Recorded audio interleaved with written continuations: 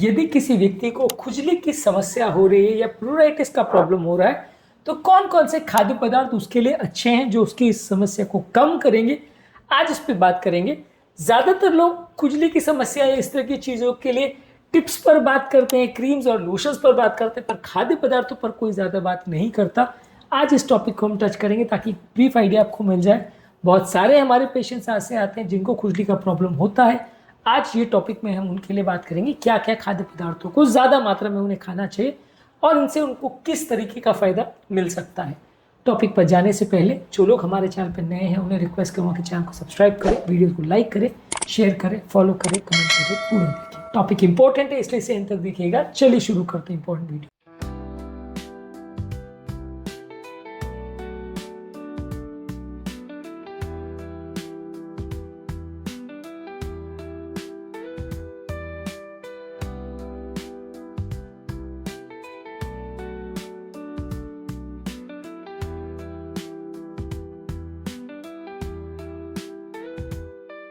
सबसे पहले आपको देंगे एक डिटेल लिस्ट जो कि बेस्ट फूड्स की है, जो खुजली वाले पेशेंट्स या प्लूराइटिस वाले पेशेंट्स के लिए सर इनको अच्छा माना गया है। और ये खाद्य पदार्थ क्यों अच्छे हैं इस पर भी बात करेंगे। सबसे इंपॉर्टेंट इसमें ओमेगा 3 फैटी एसिड्स वाले फूड्स, इसमें फैटी फिशेस जैसे salmon, mackerel, tuna, sardine fishes, इसमें ओमेगा 3 फैटी एसिड्स काफ़ी होता है। फ्लैक्स सीड्स, चिया सीड्स, बादाम, अखरोट, ये सारी चीज़ों में जो ओमेगा 3 फैटी एसिड्स होता है उसमें एंटी इन्फ्लेमेटरी प्रॉपर्टीज होते हैं। ये शरीर के सूजन को कम करते हैं, इससे इन्फ्लेमेशन और इचिंग कम होता है। इनको ज़्यादा मात्रा में लेने से फ़ायदा होता है। जो लोग फिशेस वगैरह नहीं खाते हैं उसके कैप्सूल भी अवेलेबल है। रिसेंटली वेजिटेरियन सोर्सेज में भी इसके कैप्सूल आए हैं, मार्केट में अवेलेबल है, तो वेजिटेरियन लोग भी खा सकते हैं। जो लोग कॉड लिवर ऑयल या इस तरह की फिशेस वाली चीज़ें नहीं ले पाते रेगुलरली तो वो इस तरह के कैप्सूल्स को भी डायरेक्टली ले सकते हैं। इसके अलावा विटामिन ई रिच फूड्स भी इस मामले में मदद करते हैं, ये भी बॉडी का इन्फ्लेमेशन कम करते हैं। इस मामले में आलमंड्स यानी बादाम, सनफ्लावर सीड्स, एवोकाडो और स्पिनाच यानी पालक, ये सारे ही विटामिन ई में रिच होते हैं और ये एंटीऑक्सीडेंट का काम करता है जो बॉडी के इन्फ्लेमेशन को कम करता है। तो यदि किसी व्यक्ति को खुजली का प्रॉब्लम है तो इस मामले में इस चीज का प्रयोग कर सकता है। विटामिन सी वाले खाद्य पदार्थ भी इस मामले में अच्छे हैं, जैसे सिट्रस फ्रूट्स जैसे संतरा, मौसम्बी है, स्ट्रॉबेरीज है, बेल पेपर्स यानी शिमला मिर्च है और ब्रोकोली है। ये सारे जो फल और सब्जियां हैं उसमें विटामिन सी की मात्रा अच्छी होती है। ये बॉडी में कोलाजन प्रोडक्शन को इम्प्रूव करता है जिससे हमारी स्किन बेटर होती है और इसमें ऑक्सीडेटिव स्ट्रेस कम होता है। ये एंटी इन्फ्लेमेटरी भी काम करता है, तो इसलिए भी हमारे बॉडी में खुजली कम करती है। खुजली बेसिकली एक जो है इन्फ्लेमेशन रिलेटेड चीज़ है जिसकी वजह से नर्व एंडिंग्स इरिटेट होती है, उसकी वजह से लोग को प्रॉब्लम्स होती है। तो उसको कम करने के लिए ये सारी थेरेपी हम प्रयोग करते हैं जो कि बॉडी के इन्फ्लेमेशन को कम करती है। इसी तरह से बीटा कैरोटीन में रिच फूड जैसे गाजर, स्वीट पोटैटो, स्पिनाच यानी पालक और केल, ये सारे बीटा कैरोटीन में रिच होते हैं जो कि हमारे बॉडी को ऑक्सीडेटिव स्ट्रेस से बचाते हैं, बॉडी का इन्फ्लेमेशन कम करते हैं।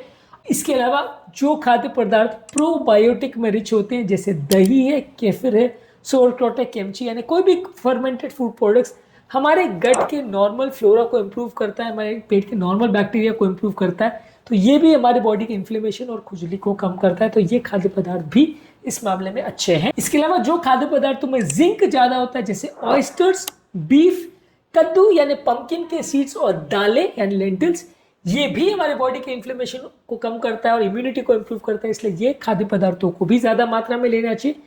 इसके अलावा आपको पानी ज्यादा लेना चाहिए, पानी भी आपके ओवरऑल बॉडी के इन्फ्लेमेशन को कम करता है।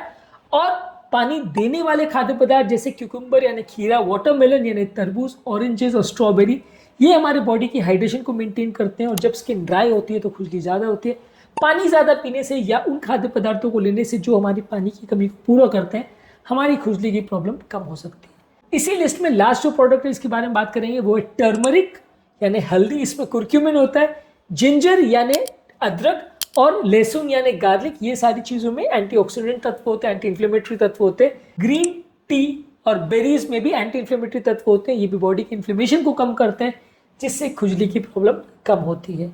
इस मामले में जो खाद्य पदार्थों को अवॉइड करना चाहिए उसमें आपको तीखा या मसालेदार खाने अवॉइड करना चाहिए, अल्कोहल को अवॉइड करना चाहिए, प्रोसेस फूड्स जिसमें बहुत ज़्यादा केमिकल्स और एडिटिव्स रहते हैं इनको अवॉइड करना चाहिए और बहुत ज़्यादा शुगर वाले तत्वों को अवॉइड करना चाहिए। ये खाद्य पदार्थ जिनको अवॉइड करना चाहिए उस पर हमने डिटेल वीडियो किया जो कि आप हमारे चैनल पर देख सकते हैं। पर बेसिकली आप इतना समझ लीजिए कि जो भी प्रोसेस फूड है, मीठी चीज़ें, नमक वाली चीज़ें, तीखी चीज़ें, ये ज़्यादा खुजली की प्रॉब्लम को बढ़ाते हैं, तो इनको अवॉइड करना चाहिए। इसके अलावा कुछ जनरल टिप्स पर बात करेंगे। पानी ज़्यादा मात्रा में पीना चाहिए। स्किन को मॉइस्चराइज करने के लिए मॉइस्चराइजर क्रीम्स का प्रयोग करना चाहिए। इसके अलावा आपको कोशिश करनी चाहिए कि जो खाद्य पदार्थ आपको एलर्जिक रिएक्शन ट्रिगर करते हैं उनको अवॉइड करना चाहिए। इसके अलावा आपको थोड़ी कंफर्टेबल और खुले कपड़े, ब्रीदेबल कपड़े पहनने चाहिए। बहुत ज़्यादा टाइट और बहुत ज़्यादा मोटे या थिक कपड़े नहीं पहनने चाहिए, इससे खुजली का प्रॉब्लम बढ़ सकता है। और इसके अलावा आपको ये भी कोशिश करनी चाहिए कि मानसिक स्ट्रेस को कम करना चाहिए। योगा, प्राणायाम, डीप ब्रीदिंग एक्सरसाइज, ये सारी चीज़ें करके आप मेंटल स्ट्रेस को कम कर सकते हैं, जो कि आपकी खुजली की प्रॉब्लम को कुछ हद तक कम कर सकता है। आज के टॉपिक में हमने बात करी, यदि आपको खुजली या प्लूराइटिस का प्रॉब्लम है तो आप कौन कौन से खाद्य पदार्थों को ज़्यादा मात्रा में आपको लेना चाहिए जिससे आपको इसमें फ़ायदा मिलेगा, और ये खाद्य पदार्थ किस तरह से फ़ायदा करते हैं। इसके अलावा शॉर्ट में हमने आपको ये भी बताया कि कौन से खाद्य पदार्थ नहीं लेने चाहिए, और कुछ शॉर्ट टिप्स भी हमने आपको दी। डिटेल टिप्स जो कि खुजली वाले पेशेंट को फॉलो करना चाहिए। इसके अलावा कौन कौन से खाद्य पदार्थों को नहीं खाना चाहिए उसकी डिटेल लिस्ट पर हमने एक सेपरेट वीडियो किया है। इन वीडियोस को भी ज़रूर चेकआउट करें। उम्मीद करूंगा कि आज के टॉपिक में कुछ नया जानने को मिला होगा। जो लोग हमारे चैनल पर नए हैं उन्हें रिक्वेस्ट करूंगा कि चैनल को सब्सक्राइब करें, वीडियोस को लाइक करें, शेयर करें, फॉलो करें, कमेंट करें, पूरा करें।